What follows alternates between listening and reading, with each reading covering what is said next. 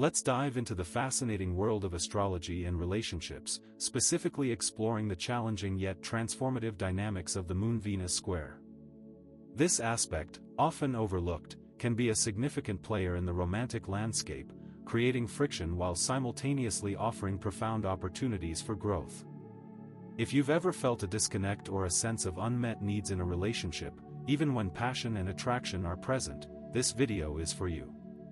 We're going to unpack the complexities of the Moon-Venus square, revealing how to navigate this astrological dance and cultivate deeper understanding within your relationships. Now, the core of this astrological puzzle lies in the inherent conflict between our emotional needs, represented by the Moon, and our desires and expressions of love, represented by Venus. Imagine two individuals deeply attracted to each other, sharing a powerful physical connection, yet consistently finding themselves at odds when it comes to emotional fulfillment. This is the terrain where the Moon-Venus square often takes root. Picture a scenario. Sarah loves grand romantic gestures and public displays of affection, Venus, while John craves quiet, intimate moments of connection and reassurance, Moon. What happens when Sarah's big gestures feel overwhelming to John, and John's need for closeness leaves Sarah feeling unappreciated? This is where the square begins to manifest, creating a subtle but persistent tension. This tension, however, isn't insurmountable. It presents a challenge, yes, but also a significant opportunity for personal and relational evolution. One of the most crucial elements in navigating this square is understanding the nuanced differences in love languages. Gary Chapman's The 5 Love Languages offers a great framework for this.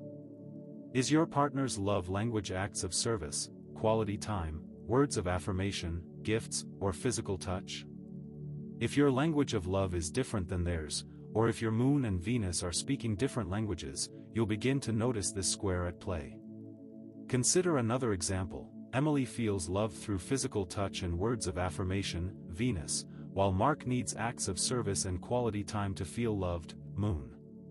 If Emily showers Mark with physical affection but neglects to help with household chores, or if Mark buys her gifts but rarely compliments her, their needs will go unmet, contributing to the friction. But wait, there's a catch. This isn't simply about matching love languages, it's about acknowledging the different approaches to love that the Moon and Venus represent. The Moon represents our deep emotional core, our past experiences, and instinctive reactions, essentially our comfort zone. Venus, on the other hand, represents our desires, values, and how we express love outwardly. The square between them signifies a clash, a potential miscommunication in how we give and receive love. Now here's where it gets interesting. To further unpack this, we need to consider the influence of the signs. The signs that the Moon and Venus occupy in a natal chart modify the expression of this square. For example, a Moon in Scorpio might express emotional needs in a deeply intense and private manner, while a Venus in Leo might express love through bold displays and dramatic gestures. These contrasting styles can create significant misunderstandings. This is because signs determine how the energies clash or harmonize. For example, if your Moon is in Gemini, needs variety and communication, and your Venus is in Virgo, shows love through service and detail, there might be a fundamental conflict in the ways each partner attempts to love. The Gemini individual might feel smothered by the Virgo person's intense focus on practicality, while the Virgo person might feel the Gemini is superficial. Conversely, if both Moon and Venus are in compatible signs, like Cancer and Taurus respectively, the challenges of the square will be less impactful. Another vital piece of the puzzle is understanding the house placements of the Moon and Venus. Where these planets reside in your birth chart pinpoints the specific arenas where these energies manifest most strongly. This is why understanding house placements offers deep insight into potential conflict areas.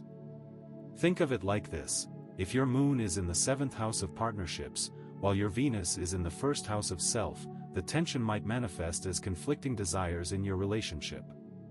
Do you feel like you're struggling to reconcile your partner's need for attention with your own need for time alone? Or does it feel that their needs are always prioritized? The house placement reveals these specific dynamics, highlighting the areas that need the most attention. The orb, or the degree of separation between the Moon and Venus, also plays a critical role. A tighter orb, generally within 6 to 9 degrees, intensifies the impact of the square. In some cases, even a tight orb of 1 to 2 degrees can exert a strong influence. Think of it like a pressure cooker: the closer the planets, the more intense the heat.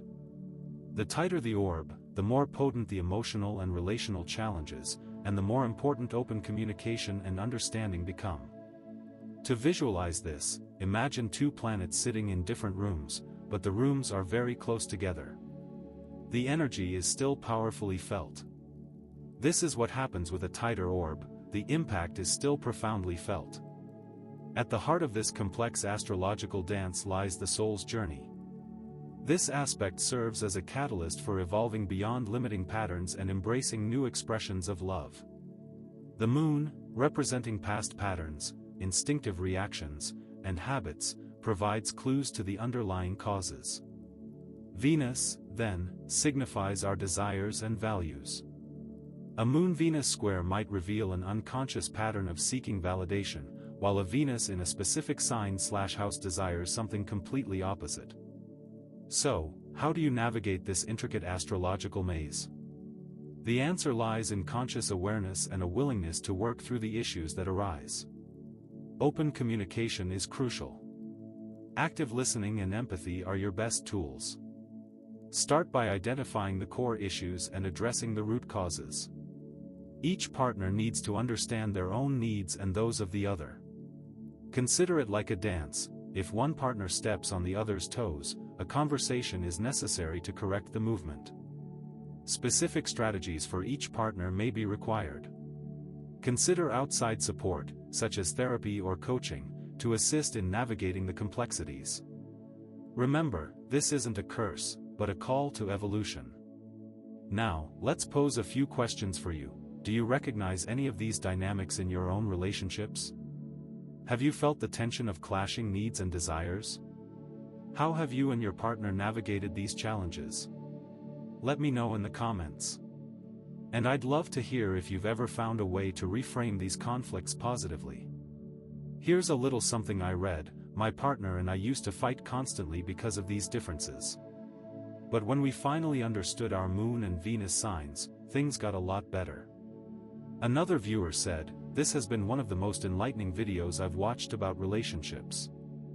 I finally understand what's going on in my relationship." Now, before we wrap things up, remember that the Moon-Venus square is just one facet of a complex whole. Positive influences within a natal chart, such as harmonious aspects, can soften the tension, while negative influences, like other challenging aspects, can amplify it.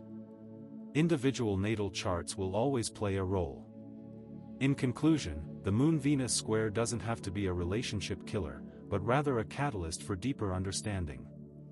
By recognizing the different love languages, understanding the nuances of the signs and houses, and committing to open communication, you can transform this challenging aspect into an opportunity for profound growth. This aspect is about how you view, experience, and value the love you receive. Before you go, I need to say something. If you enjoyed this video, and want to explore more about astrology, love languages, and how to decode the mysteries within your chart, you need to subscribe. We drop new videos every week, exploring the deepest aspects of astrology. When you subscribe, you'll receive personalized insights to unlock your full potential. Plus, by subscribing, you'll be part of a community that is constantly seeking deeper levels of understanding and growth. So don't miss out. Click that subscribe button and join our journey.